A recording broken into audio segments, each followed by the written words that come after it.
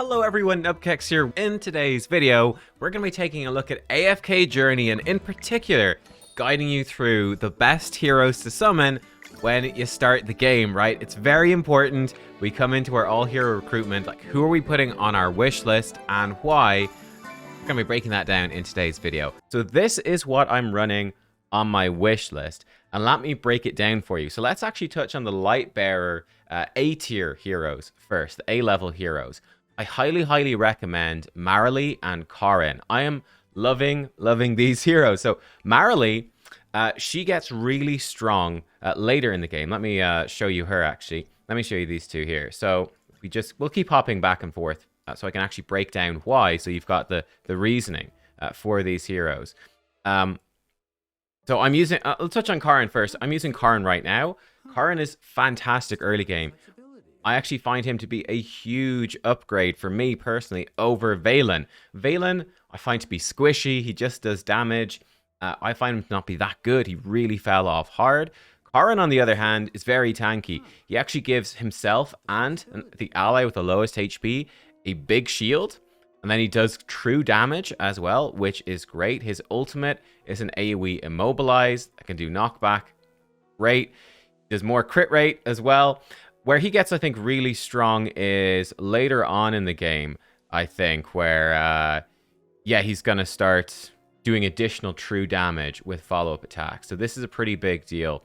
When Karin and allies within 2 tiles cast their ultimates 3 times in a row, he starts doing extra true damage equal to max HP.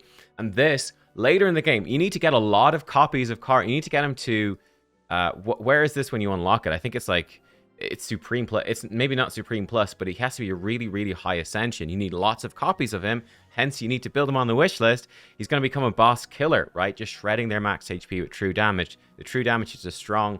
But yeah, he's tanky on the front line. He's helping you survive. He's putting out some crowd control. He's doing good damage. He's just an all-rounder. He does everything. So I'm a huge fan of him. The other one I really like is, again, Marilee. She is another boss killer, but that comes into her own a bit later in the game. So it's this one right here. Again, you need to get her very much ascended, but when you are, with Battlefield Learning, her attack increases by 5% when other allies cast an ultimate up to 6 stacks. At 6 stacks, her normal attacks will do true damage, which again is going to shred through bosses. She's just a ranged damage dealer, right? She's going to do extra attacks with a bit of a stun. She boosts her attack speed when there's no enemies nearby. She jumps away, I think, from enemies and does some damage to them. So yeah, she's sort of simple and straightforward, but the idea is, okay, we get her high ascension, and she starts to become an absolute boss killer, which is really nice. So they're the two I like there. For the Lightbearer legendaries, or S levels that you can get, I highly recommend Rowan. Rowan is actually my highest ranked guy right now. I highly recommend it. He's such a hard carry early in the game, right? So he is a energy battery. He will just, with his ultimate, he'll just start throwing out coins everywhere, and it will power up the ultimate charge for all of your other characters that are near him. So he helps you get to your ultimates first. So let's say you're in the arena, you get your ultimates first, you actually maybe kill some of their team, you're miles ahead in the fight, right? He is amazing. He also does healing, which is great. He actually does a little bit of damage as well. He can steal some energy, and yeah, he's going to get more haste. He's just worth, I think, leveling up. He is fantastic, and yeah, it's just an amazing support early game. Have got Vala, but she's not on the wish list. My wish list then for the Lightbearer faction, we've got like a range damage with Marilee. We've got an off tank with him. We've got Rowan for support. I have actually put in Temesia as our tank. Now, she is a weird tank. She's just constantly moving around the battlefield, right? She doesn't just stand in a spot. She's constantly galloping around. But yeah, she does lots of disruption. She's tanky. So I think that she is a good pickup as well. Again, at a higher rank here, yeah, she gets immunity to all crowd control permanently after doing Knight's Heart. I think her ultimate twice. Once you get her ascended up to unlock this 4th skill here, or whichever, yeah, the 5th skill here. So again, it's a pretty big deal to get lots of copies of her because she's going to be really strong. She'll start doing true damage. She becomes immune to crowd control, starts healing herself up as well. It becomes pretty powerful. So yeah, I would be picking her. Jumping back to the wish list, and let's show you where we are then for our next faction. Let's break them down faction by faction. So that's what I like for the Lightbearers. Anything I could potentially change here. You can switch stuff in. Like Muriel, I wouldn't be too bothered. I think Lucius is pretty good early game. He's a decent early game pick. If he's your tank, you get lots of copies of him for free. So I do like Lucius. Yeah, Cassidy's also pretty good AoE damage dealer. If you want a mage for the faction, Cassidy's actually really nice as well. For the Maulers, you've got very strong A levels here and a couple of very strong S levels. So this is what I like to break down. So let's jump over and let me break down why I like these particular heroes. Let's go have a look. So, jump to our collection, look at the heroes. For the Maulers, I think there's a couple of picks here. Odie is definitely the one I'd be locking in. Odie is massive single target damage, incredible damage dealer. And again, when we get him up higher, he's going to get more attack speed. And he's going to start doing... that's it. So with this one, again, if we get him very ascended, he's going to start actually executing enemies when their HP falls below a certain limit. So his damage just goes crazy. He's doing poison. He's attacking with his normal attack.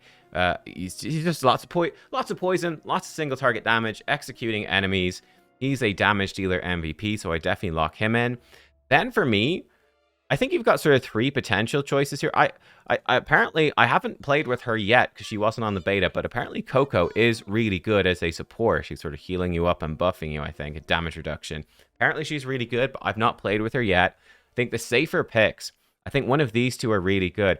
Antandra, very, very nice tank. She's great, right? With her ultimate, she taunts enemies, reduces damage, then does an AoE stun. Again, she's similar to Corrin. She's protecting one of your allies, which is nice. So boosting up their defenses and her, not herself, but one of your other allies. So makes your other frontliner, maybe an assassin, much tankier. Going to reduce enemies' attack in the front. I find she's very, very solid. Yeah, again, protecting your allies. So she makes your other frontline tankier. She's just a tanky tank. Does what you want on the tin, right? Great tank. So that's great to have for this faction. Kruger is another great option. He is really a boss killer. The downside is that's it. I think he's only really good for bosses, but he does defense shred. Every time he does an ultimate, he reduces their physical defense by 10% up to 4 times. You can put shattered armor on with this move as well, right? Yeah, enemies who are vulnerable, he's going to make them vulnerable, increasing their physical damage taken.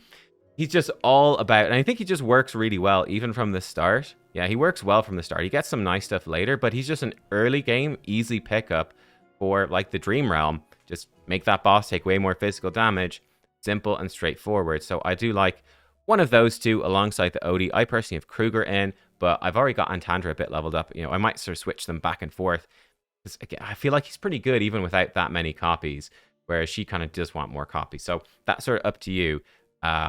Yeah, for the S levels for them, sadly, I don't have any yet, as you can see. I would definitely be putting in Smokey and Mirky, and this is why I'm saying we maybe don't put in Coco into our wish list here at the start. Smokey and Mirky are your support, and they're absolutely fantastic. So Smokey and Mirky, they create this big aura around them, which is just constantly healing allies around it, which is really strong. It will boost the attack of allies in the aura as well, and yeah, then, you know, he can use his skill to do burst healing too.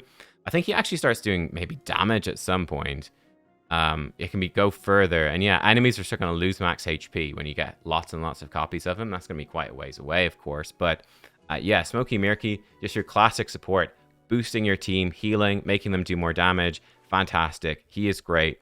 I think for me then there's two nice choices. Brutus is decent. I wasn't a huge fan of Brutus when I used him on the beta, personally. I found him to be a bit underwhelming.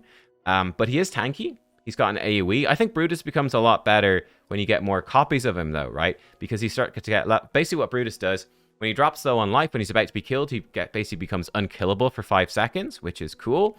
He has a taunt and can reduce enemies' physical defense. That's really nice. And his ultimate is the spin to win. He just spins to win, does lots of damage, and becomes immune to crowd control.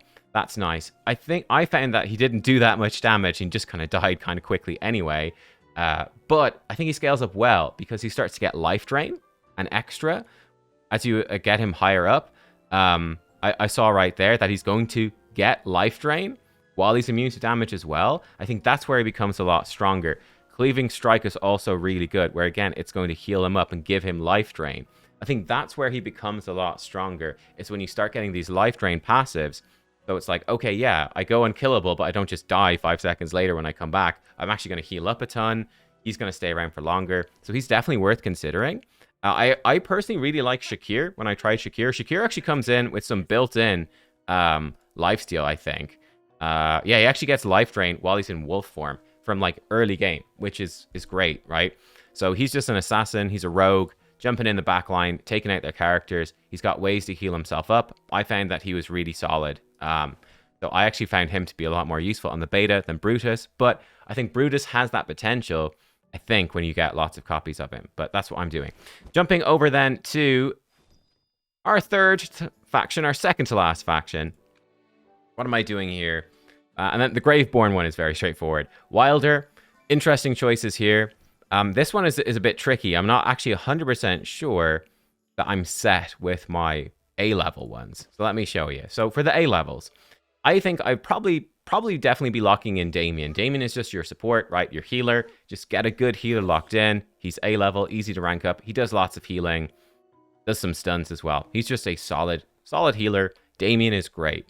I have Leica in at the moment. You get a free copy for her if you pre-register for the game. So, like, I started with a free copy. That's nice. She does good damage, and she's going to be boosting up the damage your allies do when they stand in her nebula reflection. They're going to summon in meteors for their attacks. She's a good damage dealer. She's solid. I'm not sure how well she holds up late game. I do think that this old guy Arden is a pretty good mage for an A level. So he's quite worth considering as well, putting in. But I'm sticking with Leica for now for just the more straightforward damage for like the sort of the faction specific stuff. For the S levels, a couple of very strong options here. I think Granny is a great choice. She is an amazing tank, super tanky, holds the front line. That's great. I was using her for ages. I actually just got Thoran, and I've actually switched to Thoran. We'll talk about him in a second. With the Graveborn, but Granny's great. Big old tank on the front line, great for the faction. I think Huon is a really good one as well. Huon is a top tier healer. Again, tons and tons of healing. So yeah, I mean, you want the S level healer? Huon is the one to go for. I do believe that Aaron is really good as well. He's the rogue, right? So if you want someone that is going to be just dealing lots of damage and disrupting the enemy backline, and I believe Aaron is well worth going for. But yeah, he's pretty cool as well. So he's an option too. So for instance, maybe like if you have a really, really strong Damien, you might go, okay, I got lots of copies of Damien. Maybe I won't go for Huon, I'll go for Aaron instead. Or if you got a really strong Huon, maybe you won't go for Damien. It's sort of up to you how you're going to mix and match it. But for me, I've got Huon and Granny in there for now. But Aaron is one I've got my eye on for the future. And then finally for Graveborn, very straightforward, I think, for Graveborn, at least for my testing in the beta. Thoran and Cessia, lock it in, easy. And yeah, so simple enough for this one. And we'll actually finish on this. I don't think we even need to break it down much. But Cessia, everybody seems to get a copy of Cessia for free when you start the game. And she's going to hard carry you for ages. She does great damage, even a bit of crowd control when her ultimate entangles enemies and blocks them out for a split second. It's great. I think she gets more crowd control as you go further on as well. Her summon, Mr. Carlisle, does great damage and can tank for you a bit. She's fantastic, super good. Thoran then is considered the best tank in the game at the moment. He's super tanky, brings himself back from the dead. He does actually potentially a ton of damage on harder stages as well. When there's huge incoming damage with his ultimate, he can reflect it back, and it's very powerful. So this is a super strong combo, and right there, you get the two of these, and bam, you got your two-piece. You can. What I'm doing right now is two-piece Graveborn with three-piece Lightbearer. Viperion then is my favorite other Graveborn right now, and that would actually give you 3 Graveborn if you want to run triple. Viperion is a mage. He does good damage, great AoE damage, so he's a really good complement to Cessia. I actually find in lots of fights in the story, I mean, he can actually outdamage Cessia. Like, he's really, really strong. And then I think her name is Sylviana. She's a rogue. So she's a solid option, I think, as well, especially you want to go into the arena early on, like a Graveborn team. And then with the Graveborns don't have any really good support. I think this guy heals, but I did not like him when I used him, so I'm not going for him at all. I'd be bringing in a healer, a support, like probably Rowan, right? Or Huon, whoever you got, or Smokey or Mirky. One of these 3 that you will have got You get a guaranteed one, I think, after 30 pulls as well. I'd be bringing in one of those healers, maybe trying to finish the 2-set bonus at one of those factions and going for these 3 Graveborn or whatever, or using the 2 Graveborn with 3. I'm doing a triple Lightbearer with the double Graveborn myself, but sort of up to you. But look, there you go. Again, huge thank you to Lilith Games and AFK Journey for sponsoring this video. It has been a ton of fun. Hopefully this was helpful, breaking down the early game wish list in depth for you.